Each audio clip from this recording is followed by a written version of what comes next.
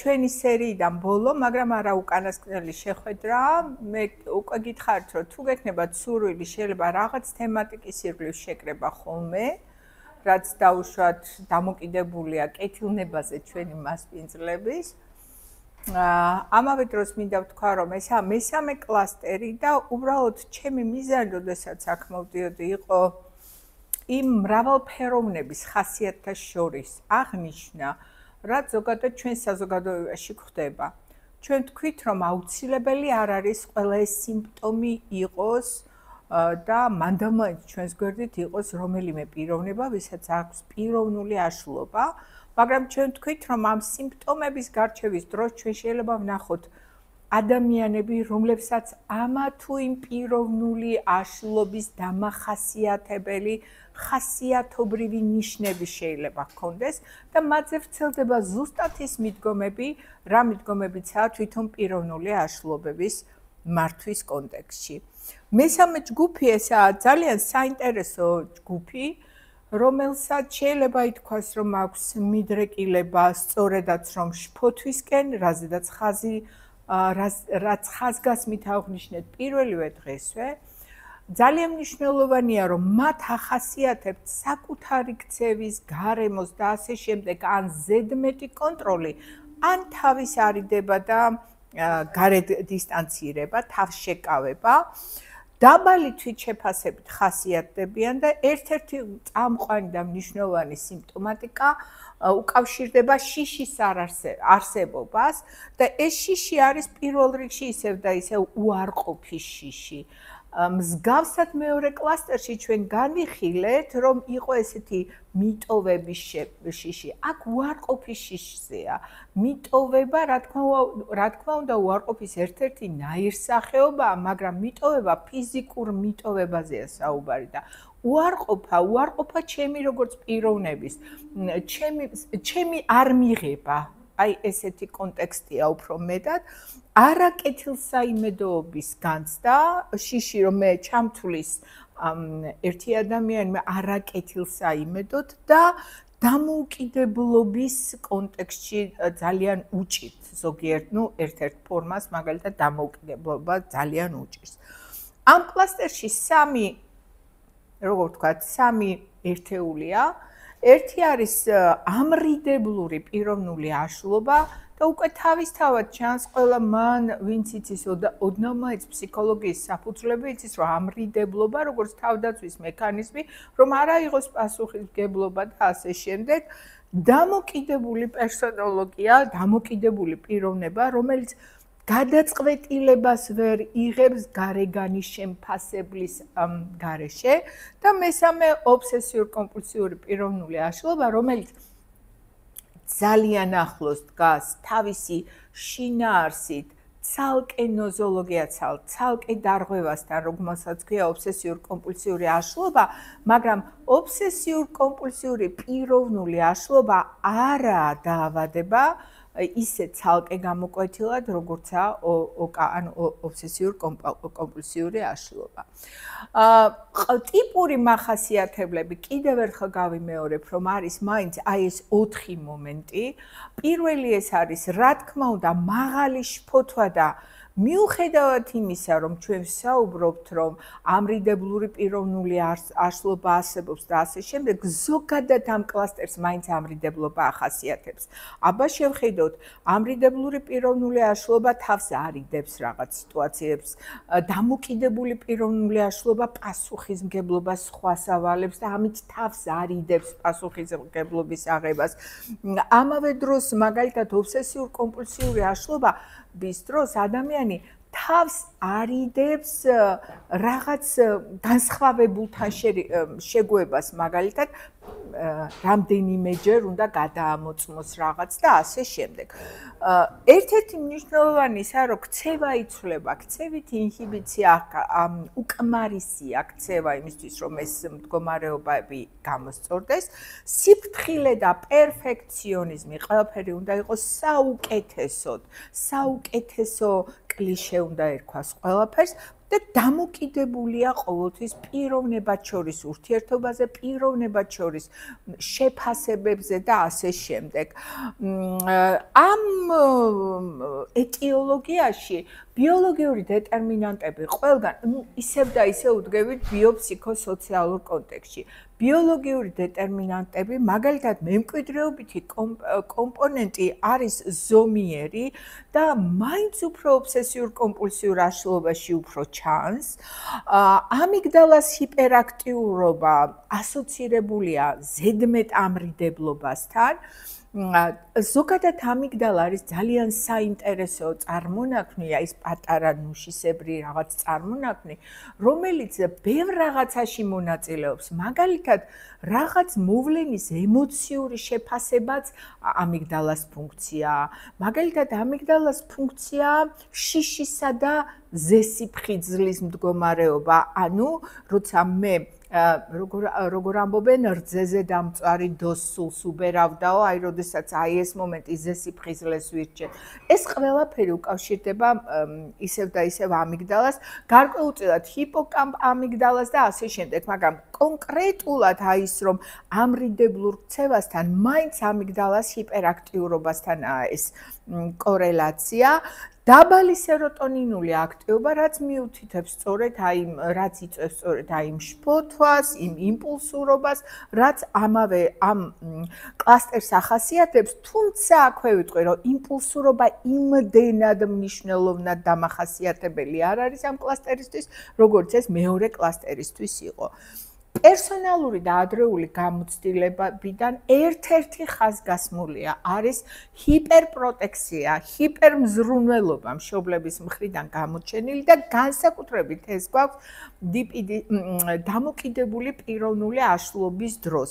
ასევე, როდესაც ემოციური დისტანცირება ან გარკვეულწილად ზედმეტად კრიტიკული აღზრდა ხდება ადამიანის, ამაზე ცოტა ხანში შევაჩერებ ესე იგი თქვენს ყურადღებას, ეს უფრო ამრიდებლურ პიროვნულ აშლობას ახასიათებს, აი ურთიერთობების ეს სტილი და ზედმეტი კონცენტრაცია და ფოკუსი, აი მაგალითად სოდვიანობაზე.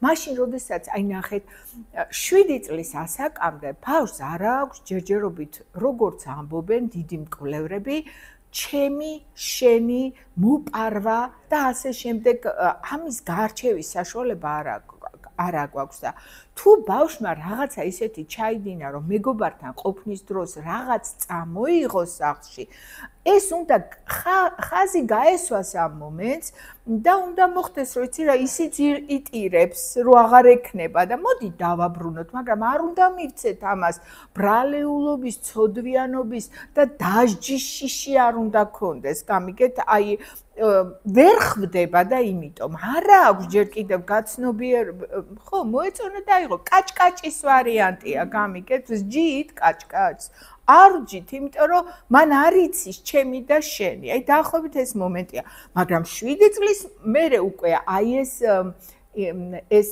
მესიჯები ეს გზავნილები აუცილებლად უნდა მივცეთ ჩემი შენი აღება ცუდია დანაშაულია ნორმებს არღვევს ისიც ნერვიულობს. აი გამიგეთ, ოღონდ ამას განმარტებითი უფრო მეტად უნდა გქონდეს მიწოდების დროს განმარტებითი სახე, ვიდრე დაუშვათ ესეთი აპელირება, მაგალითად წესრიგზე, ცოდვიანობაზე, რაც საბუწველი აღმოჩნდა, რომ არის ობსესიურ-კომპულსიური პიროვნული აშლობის ერთ-ერთი კორელაცია ესაა.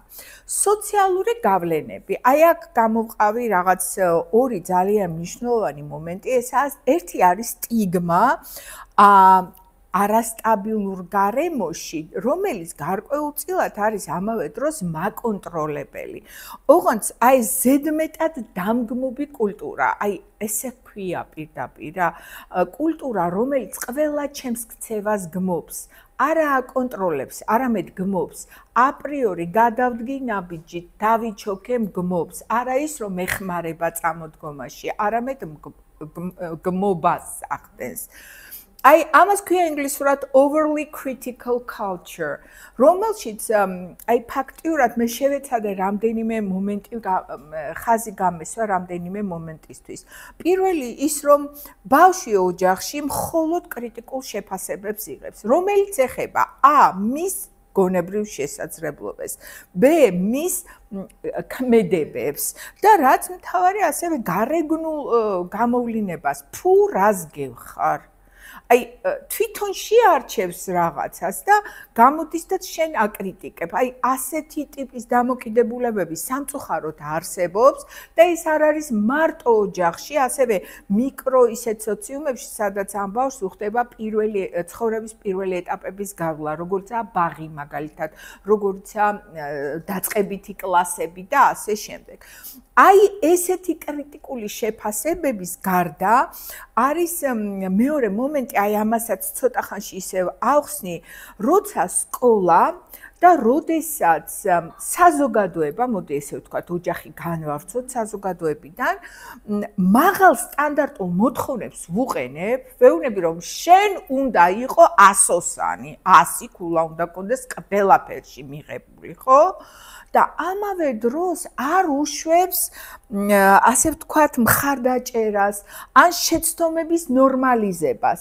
აი მაგალითს ცოტა ხანში გაჩვენებთ და ასევე აი ამ overly სრულად დამგმობი ესე იგი კულტურის მაგალითი არის ის რომ ადამიანების თვითშეფასება ის კი არა რომ მე კარგი ვარ, არამედ დამოკიდებულია აი თქვენ რას მეტყვით. ეხა იცით რა ეხა შემეკამათებით და მეტყვით რომ ეხა შეიძლება ადამიანს რომელსაც არ მიუთითებს შეიძლება გახდეს როგორ გითხრათ გადააფასოს თავისი შესაძლებლობები. აი ცით რა არის გადაფასების დროსაც სხვაგვარად უნდა მოვიქცეთ, მაგრამ ყველაფერზე კრიტიკული მიდგომა არ შეიძლება, აი ამის თქმა მინდა. ძალიან საინტერესოა კიდევ ერთ აი ესა რას ნიშნავს კონკრეტულ მაგალითზე. ეს არის მაგალითად შემთხვევა, როდესაც მე ხო გითხარით, ბავშვებს არ ვიღებ მეთქი, მაგრამ ეს кейსი იყო, ესე იგი 15 წლის არა ესა 14-დან 15-ში გადადის და უბრალოდ მომიყვნენ ეს ისტორია და შევეცადე რომ თქვენთვის მომეყოლა და ნუ ექიმამ კითხა და ნუ რაღაც ოჯახის წევრთან დაკავშირებით ესე მესამე პირისგან ისა. მერვე კლასის მოსწავლეა გოგონა, რომელსაც ყოველთვის ეუბნებიან, შენ უნდა იყოს საუკეთესო მოსწავლე. სკოლაშიც ყოველდღე ეუბნებიან და სახლშიც, რომ შარავანდეც აძლევენ, უქმნიან ამ ადამიანს. უნდა იყო წარჩინებული და კიდევ შენი წარმატება არის ჩვენი ოჯახის იმედი. სხვა შორის ერთი ჩინელი ბიჭი იყო, რომელმაც გაიმარჯვა და მაგისტრატურაში მოხდა სორბონაში მოხდა მაგისტრატურაში და ძალიან ღარიბი ოჯახიდან იყო, აი დაახლოებით ანალოგიური სიტუაცია იყო და მაგისტრატურაში. ანუ მე-7 კლასელია თუ 27 კლასელი, ამას არსებითი მნიშვნელობა არ აქვს. ორივე შემთხვევაში შეძახილი იყო შენ ხარ ოჯახის იმედი. ეხლა სოფოს ოჯახს მაგალითად უმაღლესი დამთავრებული ჰქონდა, იმ ბიჭისას საერთოდ არ ჰქონია და მისთვის ეს მაგისტრატურა ის კი არ იყო რომ სკოლა დაამთავრა, ის იყო არ ვიცი, აი ხო, ნამდვილად აი რაღაც უზარმაზარი მიღწევა. მაგრამ აი ეს ტვირთი შენი წარმატება არის ოჯახის იმედი, ეს განსაკუთრებით მაღალი წნეხია მოზარდებისთვის. ნახეთ, არავინს არ უკითხავს, როდესაც არავის არასდროს უკითხავს, როგორ გრძნობ თავს ამ ზეწოლის ფონზე. შეგიძლია შეცდომის დაშვება? შეგიძლია თქვა რომ არ გაიგე, ან ვერ გაიგე, ან ვერ მოასწავლა? ასეთი ცნებები არც არავის არასდროს არ მიუწოდებია მისთვის და რაც მთავარია ერთ დღეს ისტორიის ტესტში აიღო 7 ქულა. ნუ მასწავლებას გაუკვირდა.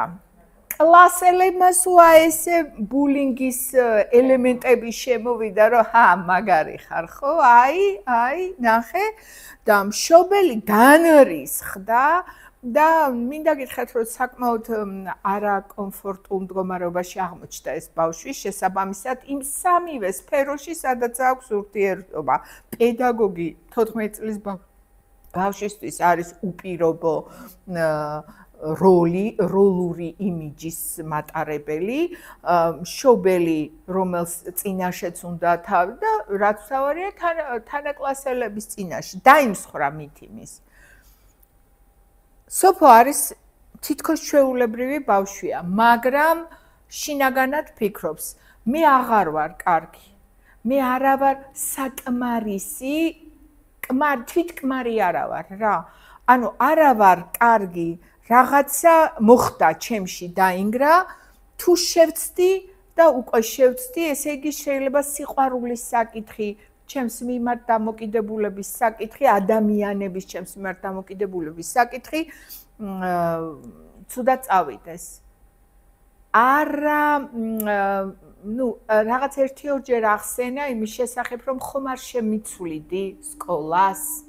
იმიტომ რომ იმდენად მძიმეა მისთვის ეს 7 ქულის მიღება და ჯობს არაფერი ვთქვა მაშინ თუ არ მიცვლით და მიცვლით სკოლას და ამიტომ ვიქნები ჩემთვის გაყუჩებული და ურთიერთობებიდან გადის ეს მოზარდი. რა სჭირდებოდა სოფოს? სოფოს ორი რაღაცა სჭირდებოდა. მოსმენა, გაგება იმის რომ შეცდომაც არის სწავლის და სწავლების ნაწილი. ხო? და მეორე, არა მხოლოდ შეფასება 7 ქული, რომ კაი ეს რა დაგემართა, მაგალითად, თუ მან დამაინც ესეთი გამოხატვა, არამედ თანაგზნობა და მხარდაჭერა, ემპათია, რასაც თქვენ ამ წუთში სახელი დაარქვით, რომელიც ეტყოდა ემპათიური ადამიანი, ოჯახის წევრი, რომელიც ეტყოდა შეგიძლია სცადო თავიდან. არა უშავს, გადავივლით ამას, დავამტკიცებთ, რომ შეგიძლია უკეთ სწავლა. ეს ხომ წაახალისებდა, დააფრთიანებდა. აი ასეთი მაკონტროლებელი კულტურა არის ერთ-ერთი მიზეზი, რატომაც ყალიბდება დამოკიდებული პერსონოლოგია, ამრიდებლური პერსონოლოგია, ნაკლებად ობსესიურ-კომპულსიური. თუმცა იქ თვითშეფასება დაბალია და პერფექციონიზმის გამო შეიძლება გადაიტანოს, ის კი არ მიიღოს მაღალი ქულები, არამედ ყოველ სიტყვას მიაქციოს ყურადღება, გაიქცეს დეტალებში და სრული საბოლოო შედეგები ისეთი კარგი არ ჰქონდეს, რაც რეალურად იყო. მოდით ახლა ჩაუღრმავდეთ თითოეულ აი ამ სამს. ამრიდებლური პიროვნული აშლობა აი ძალიან საინტერესოა და ამაზე მე მაქვს ერთ ძალიან საინტერესო გამოცდილება, არა, უფრო დამოკიდებულზე მოგიყვებით იმ კონკრეტულ შემთხვევას. პირველ რიგში, როგორც უკვე ვთქვით, აქ არის ქცევითი ინჰიბიცია, სოციალური ინჰიბიცია. უარყოფის შიშის გამო ინდივიდი თავს არიდებს სოციალურ სიტუაციებს, ცდილობს უხილავი გახდეს საზოგადოებისთვის. თუ თქვენ ვერ მხედავთ, ვერ შემაფასებთ, შესაბამისად, ჩემი თვითშეფასება დაბალია, მაღალია თუ რაღაცა ინტაქტურია, თქვენიდან არ მოველია არანაირ დარტყმას, ხო, ასეთი სოციალურ კონტექსტში. უარყოფისა და კრიტიკის ძლიერი შიში. აღიქვავს საკუთარ თავს არასრულფასოვან პიროვნებად და ელოდება, რომ სხვებიც ასე შეაფასებენ მას. შესაბამისად, ესე იგი, სოციალური ინჰიბიცია მისთვის არის თავდაცვა აი ამ კრიტიკისაგან, მაგრამ ამავე დროს თუ მოუწია ამ ადამიანს სადმე გასვლა, ის 24 საათი უყურებს და აფასებს მის მიმართ გამოთქმულ ნებისმიერ ფრაზეოლოგიას, ცდილობს დაუკავშიროს საკუთარ პიროვნებას და გაითვალისწინოს რომ და ჩათვალოს რომ ეს ფრაზეოლოგია დიახაც ხაზს უსვავს იმას რომ ის არის კრიტიკის ქარცეცხლში და იმსახურებს თან. ის კი არა რომ თქვენ მე გამაკრიტიკეთ. თან ვიმსახურებ და მტკიცებულებაა ეს იმის რომ მე არ ვარ ღირებული წევრი აი ამ სოციუმის და ასე შემდეგ.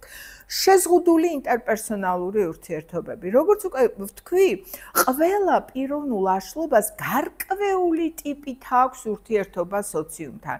ჩვენ ვნახეთ რაღაც ტიპი პიროვნული დარღვევებისა, როცა საერთოდ ინტერაქციას არ ახდენდა არა მარტო საპირისპირო სქესთან, არამედ საკუთარი სქესის წარმომადგენლებთან. საერთოდ ჰქონდათ თავი არიდებული ინტერპერსონალური ურთიერთობებისთვის. აქ უჭირს მსგავსად, აი მაგალითად პირველი კლასტერისა რა, უჭირს ინტერპერსონალური ახლო კავშირების, უბრალოდ ახლო კავშირების ისე იგი ფორმირება უჭირთ და თავს იკავებს აი ღრმად შესვლისკენ ურთიერთობებში.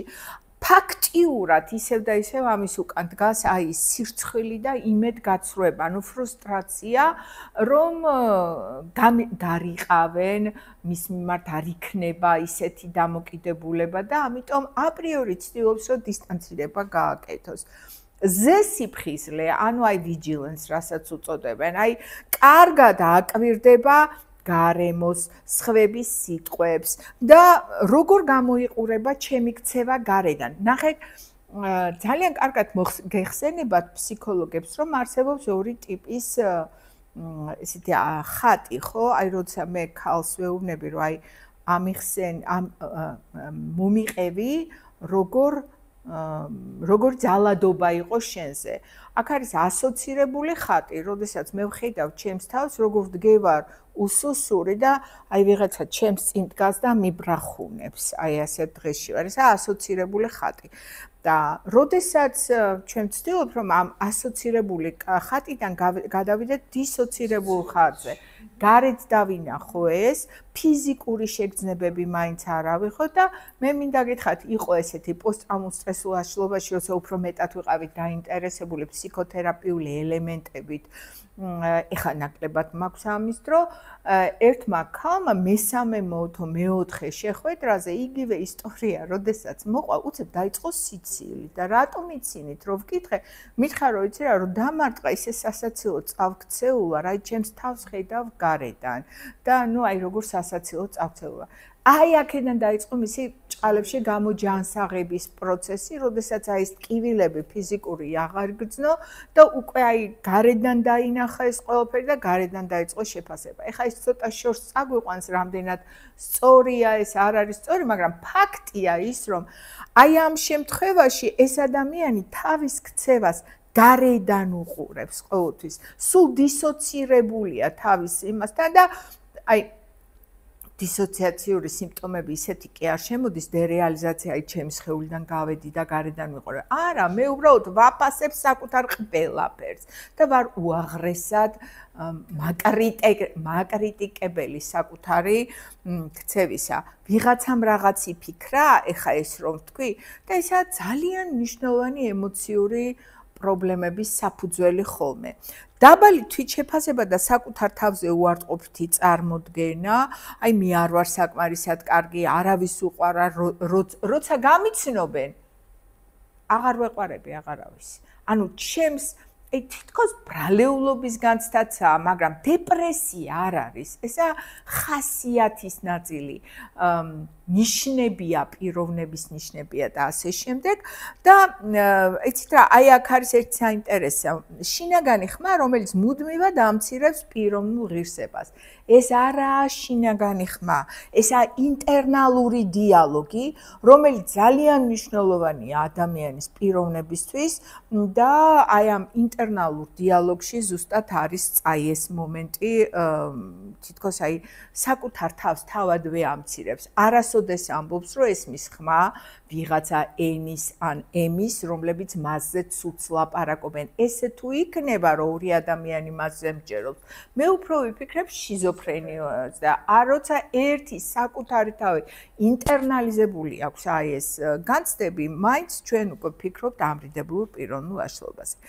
ახალი აქტივობებისთვის და რისკებისთვის თავის არიდება ეშინია, რომ ახალი სიტუაცია გამოაშკარავებს მის არაკომპეტენტურობას, მტკივნეულად განიცდის შეცდომის ან დაცინვის შანსს თუ ასეთი დაიჭირა და ნახოთ მაგალითები, აი ეხლა გურამმა თქვა რომ აი ბევრ სიტყვითო მე მაგალითად ნახე ემილი დიკინსონის მაგალითი რომელიც შეიძლება ამ კლასტერში ჩაჯდეს ამრიდებლური იმიტომ რომ ნახეთ ცხოვრობდა უაღრესად კარჩაკეტილი თითქმის არ ტოვებდა თავის სახლს ნახეთ პირველ იმასთან ახლოსაა თითქოს მაგრამ იქ საერთოდ არ გიშვებს ემოციური ურთიერთობა კი არის საერთოდ ურთიერთობა არ არის და იშვიათად ხდებოდა ესეც სტუმრებს, საუბრობდა მხოლოდ კარს მიღმა, ციცოცხლის განმავლობაში უარს ამბობდა თავისი ლექსების გამოქვეყნებაზე, სწორედ სირცხვილისა და შიშის გამო, რომ მას დასცინებდნენ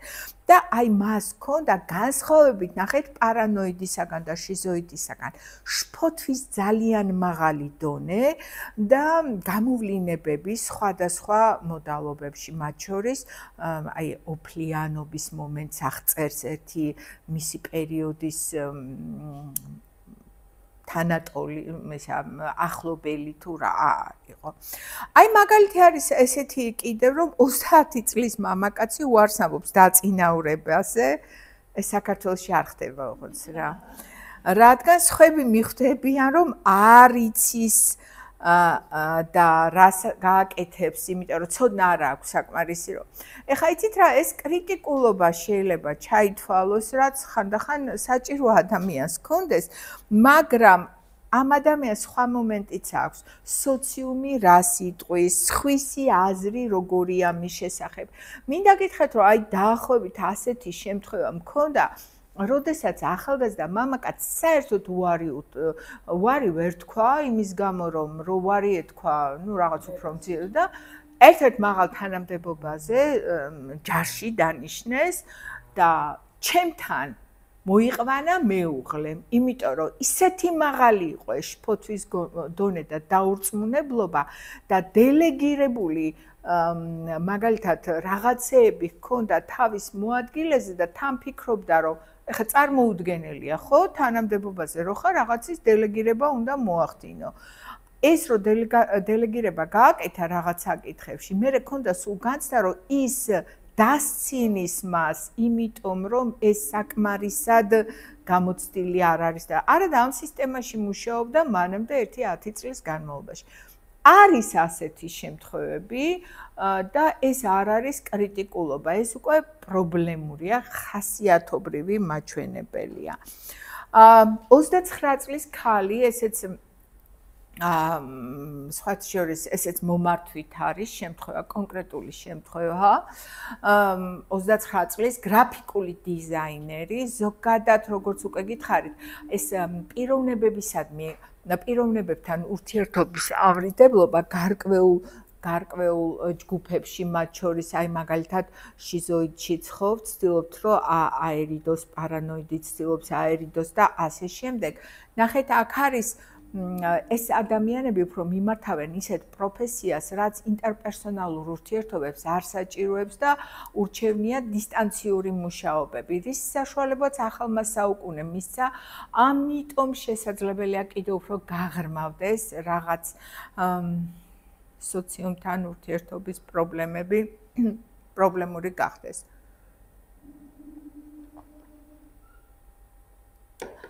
ცხოვრობს დედასთან ერთად, აყავს ახლო მეგობრები, ოჯახის ექიმმა, რომელსაც მიმართეს დაზღვევით, უთქვა რომ ამ ადამიანს უჩვეულო შფოთვა აქვს და ხომ არ მიხვიდოდით, ხო არ ეკითხავდით მაინც ფსიქიატრთან და გაიგო რომ თავს არიდებს ადამიანებთან ურთიერთობას.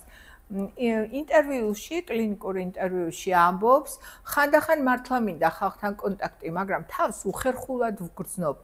როცა ვლაპარაკობ, მგონია რომ სისულელეებს ვამბობ, ან უცნაურად ვჩანვარ, აი ნახეთ ისევ გარეგანი შეფასების მომენტი.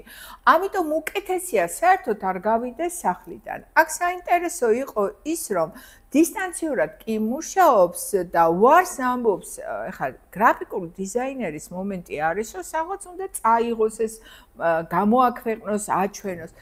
ვარს ამბობს ღია გუნდურ შეხვედრებზე, სადაც შეიძლება დაიგეგმოს რაღაც ერთიანი კონცეფცია, თუნდაც გრაფიკული დიზაინის, კონფერენციებზე არ დადის, არასდროს ქონია მჭიდრო ურთიერთობა 29 წლის ასაკისთვის, უნივერსიტეტში თავიდანვე თავს არიდებდა ჯგუფურ დავალებებს, უარი გაცვლით პროგრამაში მონაწილეობაზე, მიუხედავად იმისა, რომ აკადემიურ კონტექსტში საინტერესო იქნებოდა, მან თქვა, რომ უცხო გარემოში ვერ გავძლებდი, ხომ გამაკრიტიკებდნენ და აქ პატარა ჩემს მიკროსოციუმში არავინ მაკრიტიკებს, დედა და ერთი დეიდაშვილი ან ბიძაშვილი, ხო, აი რაღაც მიკროსოციუმში. ერთხელ ქონდა რომანტიული ინტერესი, მაგრამ თავიდან აირიდა ეს კონტაქტი, რადგან ასეთი ადამიანები ჩემნაირებით არ ინტერესდებიან, ჩემნაირებთან ურთიერთობას არ იწყებენ. აი ნახეთ, აი აქ ვთქვათ, რომ ეს სოციალური დისტანცირება გვაქვს, კლასტერასთან შედარებით ვაკეთებ იგივე, ნახეთ, ეს ევოიდანტი ძალიან გავს მაინც კლასტერაში განხილულებს, ნახეთ, სოციალური დისტანცირება შიშის გამო უარყოფა სირცხვილი უარს ამბობს. ეს თავს არიდებენ, რადგან არ სჭირდებათ, შიზოიდე ამბობს, რაში მჭირდება. როგორ თქვა, საუბარი ხმაურია ჩემთვისო, ხო? აი ნახეთ როგორი. ან არ ენდობიან პარანოიდი, ხო? კავშირის სურვილი ამრიდებლურს უნდა ვიყო ახლოს, მაგრამ ვერ ვბედავ. მინდა ვიყო ახლოს თქვენთან, მაგრამ ვერ ვბედავ. დაბალია ან არ არსებულია სურვილი კავშირის, მათ არ აქვთ კავშირის, საერთოდ არ აქვთ სურვილი.